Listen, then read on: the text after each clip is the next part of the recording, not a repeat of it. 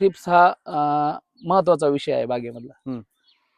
कारण तुमच्या थ्रिप्स बागेवर पुढे बागेला क्वालिटी वगैरे त्याच्यावरच सगळी हे. त्यासाठी थ्रिप्ससाठी कुठले औषधं फवारायचे? थ्रिप्सला बायो 303 घेऊ शकता, त्यामध्ये बेनिविया घेऊ शकता, शिनवा घेऊ शकता, ग्रासिया घेऊ शकता, अनेक कंपनीचे औषध तुम्ही घेऊ शकता. ट्रेसर घेऊ शकता डाव कंपनीचं. ढगाळ वातावरणामध्ये एक ह्या बागेमध्ये कळीच्या शेजारी एक तिसरं पान पिवळं दिसतंय ना आपल्याला, तर त्यावेळेस आपण नेटिओ पर लिटर अर्धा ग्रॅम, 0.3 ml प्लॅनोफिक्स आणि 1 ग्रॅमने झिंक ही फवारणी पण त्यासाठी एकदम उत्तम पर्याय म्हणून आपण याला एक स्प्रे घेतलेला आहे.